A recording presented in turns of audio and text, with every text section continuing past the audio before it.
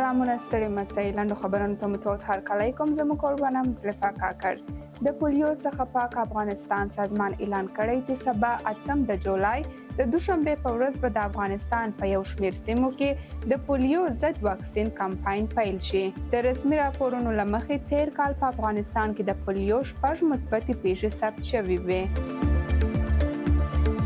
د رسنیو د راپورونو او د اروپا د پناه غوښتونکو ادارې د شمېر له مخې په 2022 کال کې د لومړیو 6 میاشتو د شمېر په پرتله په آلمان کې د روان کال په لومړۍ نیمایي کې د پناه غوښتونکو شمېر د پام وړ کم شوی دی.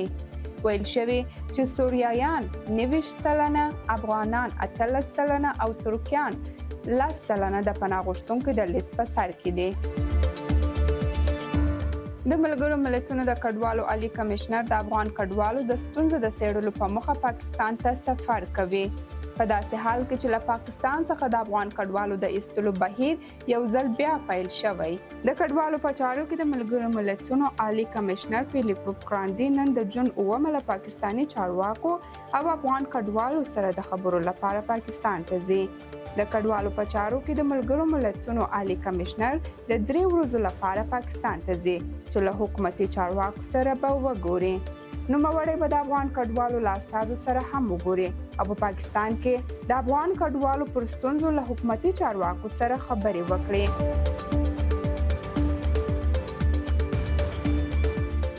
د اروپایي ټولنې د بهرنۍ تګلارې ویان په ایکس ټولنیز شبکه کې لیکلي چې اروپایي ټولنې ته د ایران له نوي حکومت سره خبرو ته چمتو ده. هغه د ایران د انتخاباتو ګټونکی مسعود پزشکیان ته د مبارکي په ورکولو سره وویل چې د ایران له نوي حکومت سره د اروپایي اتحادیې د تګلارې په چوکاټ کې خبرو اترو ته چمتو دی. سیاسي کارپوهان د اروپایي اتحادیې دغه پیام د ایران او غربي نړۍ ترمنځ د یو نوي پیل په معنا بولي. د فرانسې د پارلماني ټاکنو دوهم پړاو نن یکشنبه د جولای په 9 پیل شو.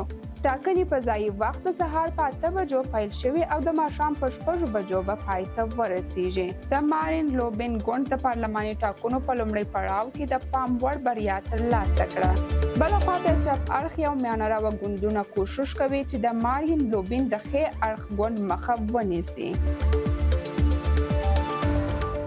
روسي چارواکي د کریمیا په ټاپ وزمو کې د غاز په پایپ لاین کې اورلګیدنې په ځینو سیمو کې د غاز د ګډوډېدو لامل شوې.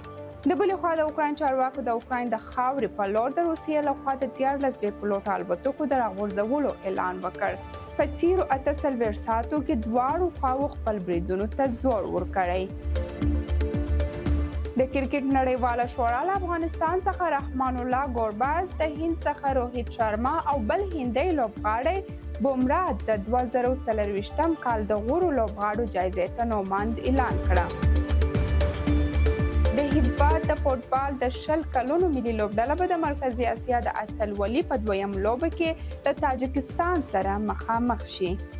د افغانستان او تاجکستان د فوټبال د دوه ملي لوبډلو ترمنځ دغه لوبه به د قرغیزستان په کوربه‌توب د کابل پر وخت مازدیګر 4 بجې پیلیږي. درنو لیدونکو له ملتیا مو مننه. دا هم و د نن ورځې لاند خبرونه. تر بیا ښې چارې.